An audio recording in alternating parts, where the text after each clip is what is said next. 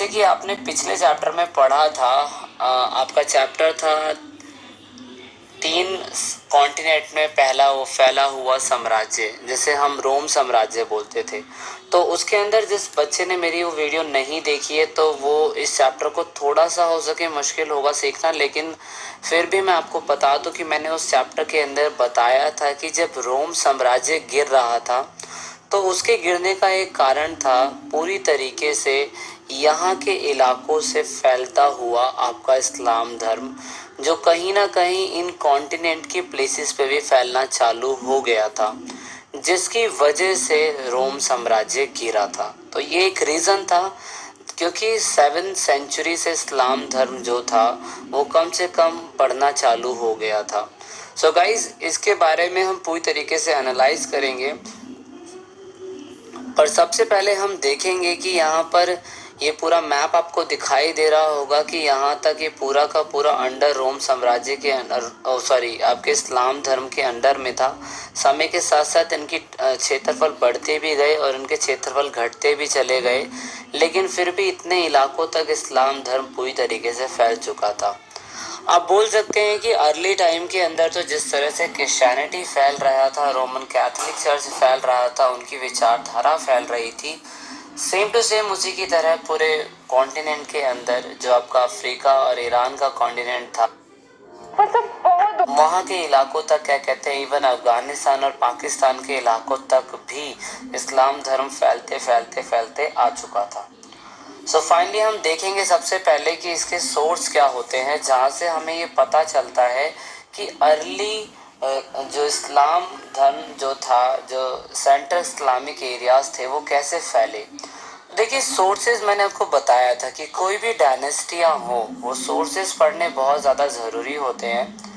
जब तक हमें सोर्सेज के बारे में नहीं पता चल पाएगा, जब तक हम कुछ नहीं कर सकते। तो सोर्सेज देखिए, इसमें बहुत सारे हैं। जैसे कि हम बोल सकते हैं कि हमें बायोग्राफी जानने को मिली, हमें पैगंबर्स की कहानियाँ जानने को मिली, कुरान में कुछ टिप्पणियाँ जिसे हम तफरीस बोलते हैं, उनके जानने के बारे में हमें मिलती है। जो मतलब आप कह सकते हैं कुछ चीज़ें जो लिखी हुई थी, इसके अंदर हमें डॉक्यूमेंट्स मिलते हैं, खबर मिलती है। तो ये बेसिक चीज़ें थी जिनकी वजह से हमें पता चलता है कि उस समय पे स्टोरीज़ क्या लिखी गई होंगी और उसके बाद वहाँ के लीगल टेक्स्ट क्या होंगे, क्रिश्चियनिटी में उनके बारे में क्या लिखा गया होगा। ये सारी की सारी सोर्स के अंदर आती है। उस टाइम पे जो यात्रा वृत्तांत, दैट मीन जो कहीं उन इलाकों के अंदर घूमने आए होंगे, उनका जोग्राफिकल लैंड कहाँ से कहाँ तक फैला हुआ था, ये सारे के सारे कारण, क्या कहते हैं, हम इन चीज़ों से पता लगा सकते हैं कि सही मायने में जो अर्ली आपका, क्या कहते हैं, इस्लामिक सेंटर था, उसका उदय कैसे हो गया होगा, जिनकी इन सोर्सेस के माध्यम से आप समझ सकते हैं इस्लाम धर्म का उदय कैसे हुआ होगा। तो सबसे पहले देखिए, मन में क्वेश्चन ज़रूर आता है, यार इस्लाम धर्म मतलब एक इसको पैदा किसने करा होगा, इसको बनाया किसने होगा। बहुत सारे क्वेश्चंस बच्चों के दिमाग में आते हैं, लेकिन देखिए, आप सिंपल से समझ लीजिए कि अब जिस हिसाब से इंसान इतनी पॉपुलेशन में है, उसको कंट्रोल करने के लिए पूरी तरीके से कोई ना कोई धर्म का उदय ज़रूर होता है। तो उसमें से इन इलाकों में भी कंट्रोल करने के लिए, क्या कहते हैं, इस्लाम धर्म का उदय हुआ। देखिए, जिस तरह से पहले के टाइम पे अगर मैं बोलूँ कि अगर शुरुआत में कहीं ना कहीं अगर हम इसकी शुरुआत जाएं, तो हमें इसकी कहानी कहीं ना कहीं यहाँ से मिल सकती है कि जो मोहम्मद थे, हमारे पैगंबर मोहम्मद, तो उसका तो क्वेश्चन समझ में आता है कि पैगंबर मोहम्मद इस्लाम धर्म को लेके आए होंगे। लेकिन अगर उससे पहले जाए अगर हम इन इलाकों के अंदर, तो देखिए यहाँ पर मैं बोल सकता हूँ कि पहले के टाइम पे पूरे के पूरे, क्या कहते हैं, जो आपका अरब था, अरब का इलाका जितना भी था, उन इलाकों के अंदर अरब जो लोग थे वो पूरी तरीके से कबीलों में बटे हुए थे। आप देख सकते हैं ये सारे के सारे कबीले, ट्राइब्स इन्हें बोलते हैं हम। इन कबीलों के अंदर ये पूरी तरीके से बटे होते थे, हर किसी का अलग अलग कबीला होता था। इन कबीलों के अंदर आप देखेंगे कि इनके एक बेसिक चीफ होते थे, एक शेख जिन्हें आप बोल सकते हैं, वो शेख होते थे और पूरी तरीके से उनका कोई हेड, मान लीजिए वो हेड होता था। ये हेड बोलता था कि ये चीज़ें होनी चाहिए और ये चीज़ें नहीं होनी चाहिए। जैसा कि आज की डेट में हम गाँव के अंदर देखते हैं, सरपंच होते हैं, सरपंच में 5 लोग होते हैं जो सारे फैसले सुनाया करते हैं। ऐसे इन्हीं के अंदर क्या कहते हैं, शेख हुआ करते थे, जिन्हें आप बोल सकते हो सुप्रीम ऑफ देयर कबीला, सुप्रीम आप बोल सकते हो, जिसके अंदर इन कबीलों के अंदर ये सुप्रीम पाए जाते थे। ठीक है, तो आई होप आपको समझ में आ गया होगा कि कबीले क्यों डिवाइड थे। छोटे छोटे कबीले अलग अलग हिस्सों में डिवाइड थे क्योंकि पूरा का पूरा अरब इलाका अलग अलग था। अब देखिए सिंपल सा है, कबीले अलग होंगे तो वहाँ पर उनके देवी देवता तो पूरी तरीके से अलग होंगे ही होंगे। उनके देवी देवता बहुत ज़्यादा अलग हुआ करते थे। और आप बोल सकते हैं कि यहाँ पर जितने भी कबीले के लोग हुआ करते थे, एक घुमंतु जीवन, जिन्हें आप बोल सकते हैं नोमैटिक लाइफ जो होती थी, वो जिया करते थे।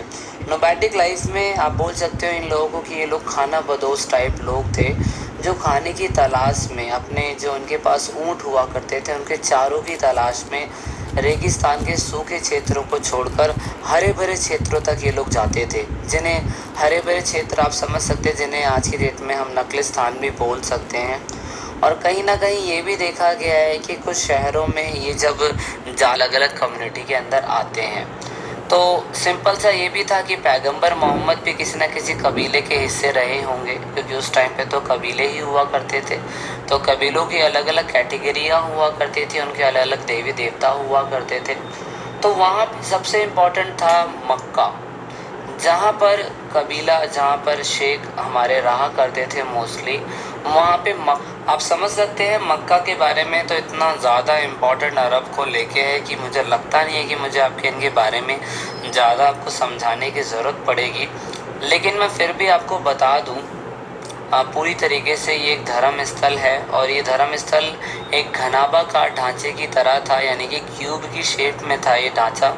और आप यकीन नहीं मानेंगे कि इसके अंदर बूते रखे जाते थे। दैट मीन्स आप बोल सकते हो गॉडशिप को करने के लिए ये पवित्र जगह मानी जाती थी। और यहाँ पर बहुत से लोग, बहुत से ट्राइब जो थे, यानी कि मक्का के आसपास और मक्का के बाहर के लोग भी, मक्का के बाहर के लोग कबीले में जो कबीले के लोग थे, इस काबा को एक पवित्र स्थान मानते थे। और यहाँ हर साल वो लोग क्या कहते हैं, अपनी इबादत के लिए, धार्मिक यात्रा के लिए, बहुत ही ज़्यादा धार्मिक यात्रा, जैसे कि आज की डेट में आप बहुत फेमस वर्ड है हज करने के लिए, यहाँ पर बहुत से लोग माइग्रेट होकर यहाँ पर आते हैं। और हर मुसलमान जो एक सच्चा मुसलमान कहलाता है, वो ऐसा मानते हैं कि ये हज की यात्रा करना उनके लिए पवित्र माना जाता था। तो ये लोग क्या कहते हैं, साल में एक बार ज़रूर आते हैं इस मक्का के अंदर, मदीना को छोड़ के। और मदीना मक्का आसपास के इलाके थे, तो यहाँ पे इस पवित्र स्थल को यहाँ पे लोग आया करते थे।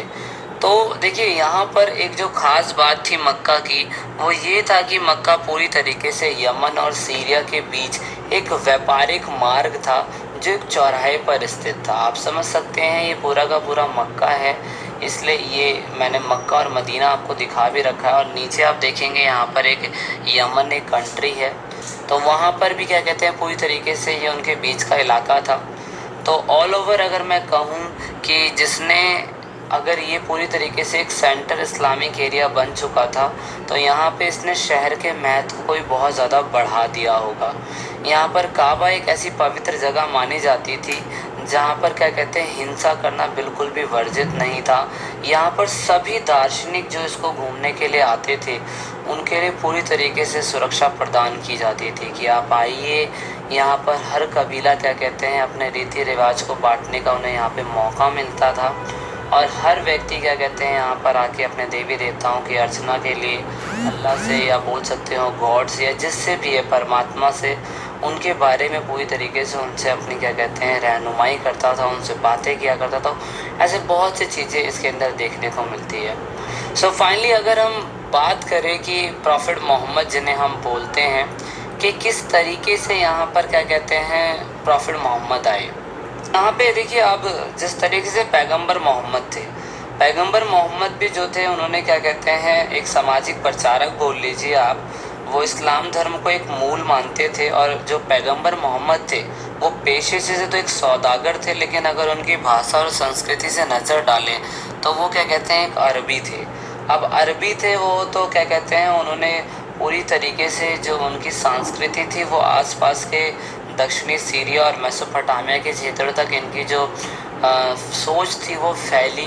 और क्या कहते हैं, यही एक ऐसे व्यक्ति थे जिन्होंने बाद में कुछ समय के बाद ये बोला अपने आप को कि भाई मैं एक अल्लाह का एक रसूल हूँ। रसूल मतलब एक भगवान का भेजा हुआ दूत हूँ, और मुझे क्या कहते हैं बताया गया है कि हमें सिर्फ़ और सिर्फ अल्लाह की ही इबादत करनी चाहिए, यानी कि किसी मूर्ति पूजा में विश्वास नहीं रखना चाहिए। और अल्लाह की पूजा करेंगे तो बहुत ज़्यादा अच्छा रहेगा, इससे आपको सुकून मिलेगा।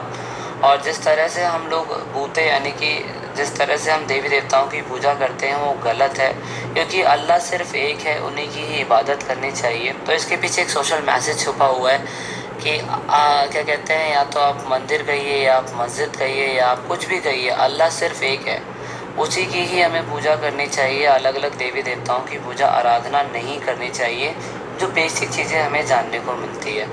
यहाँ पर अल्लाह के रसूल यानी कि जो हमारे पैगंबर मोहम्मद जी थे, उन्होंने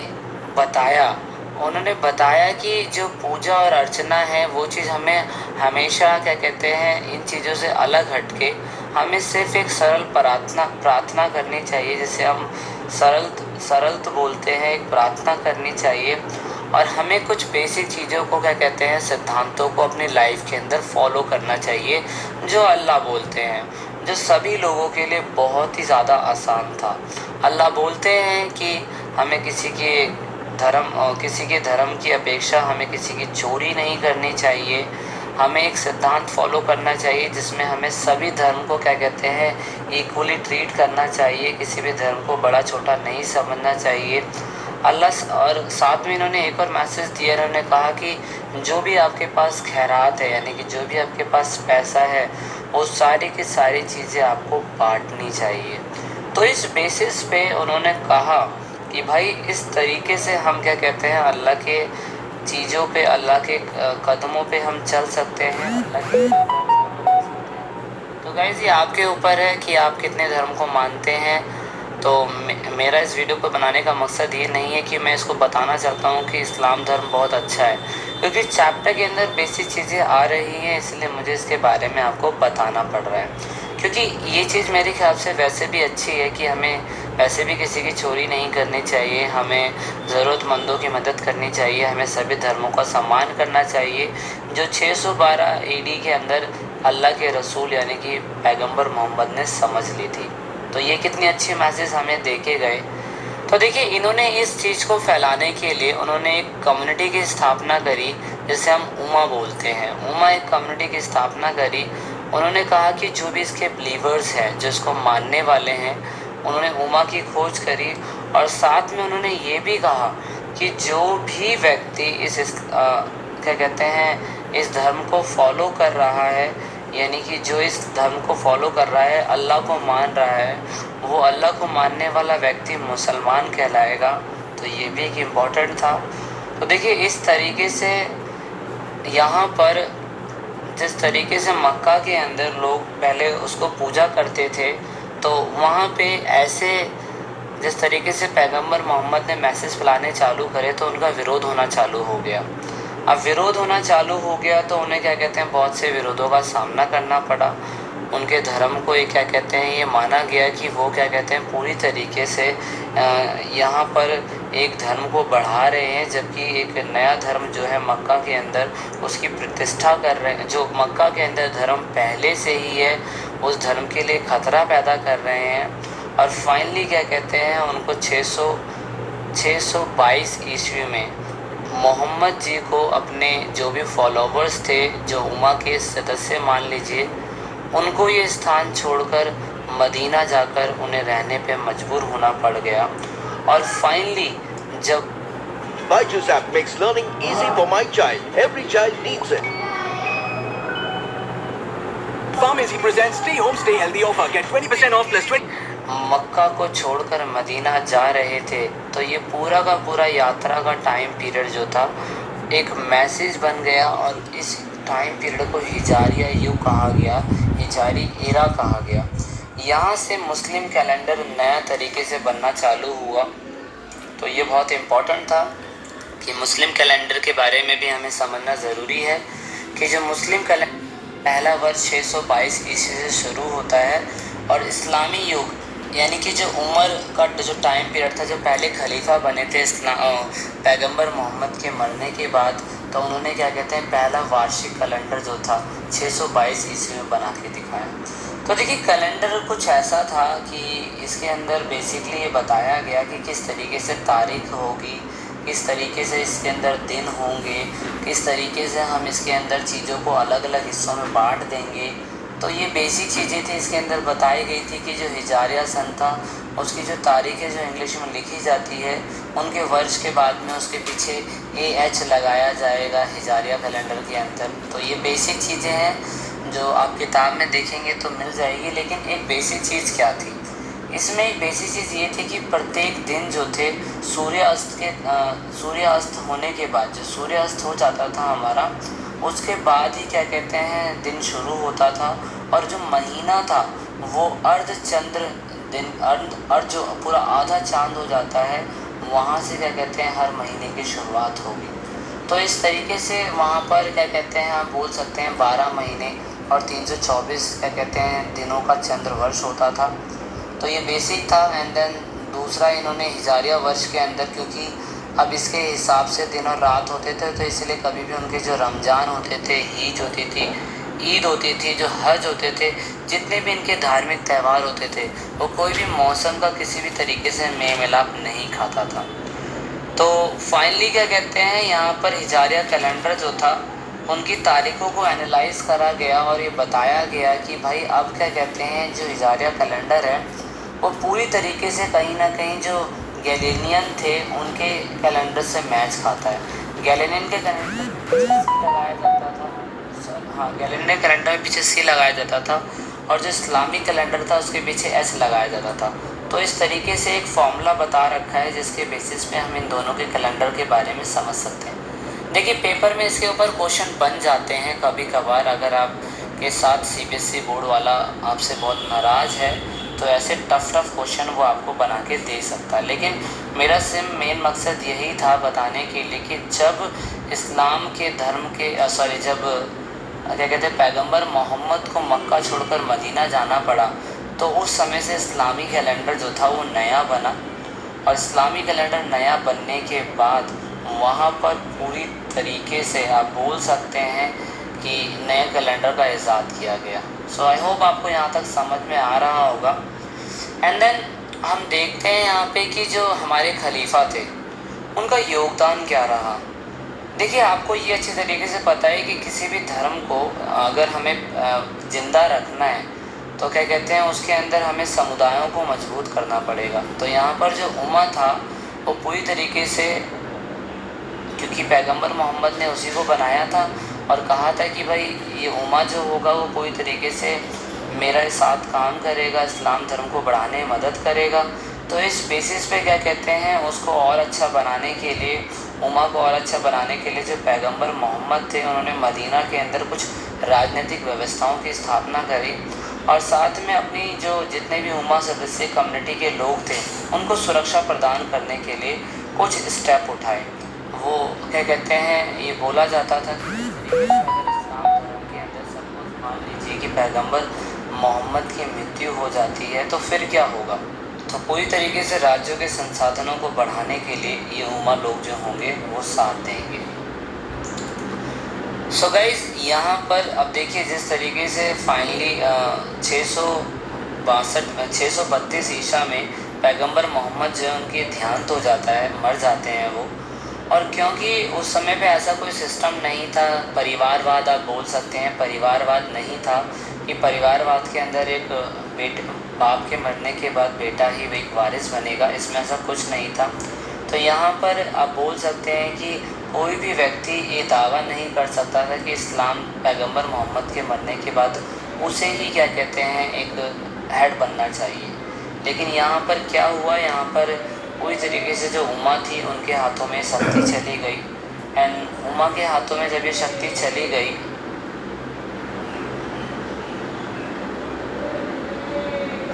तो जब उम्मा के हाथों में शक्ति चली गई तो उनके अधिकार जो थे वो पूरी तरीके से अमीर अल मोमनी इनके पास आ गई, जिन्हें हम अमीर अल मोमनी बोलते हैं।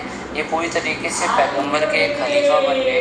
अब पैगंबर के खलीफा का मतलब आप ये समझ सकते हैं कि उन्हीं के अंडर में, अब उन्हीं के रहनुमाई के अंडर में जितने भी खलीफा बनेंगे, जैसे कि सीएम होता है, उसके बाद एक डेप्यूटी सीएम होता है, तो जो हमारे क्या कहते हैं अमीर अल मोमनी थे वो पैगंबर के खलीफा बने, डेप्यूटी बने, और उन्हीं के अंडर में ही 4 खलीफाओं की नियुक्ति हुई।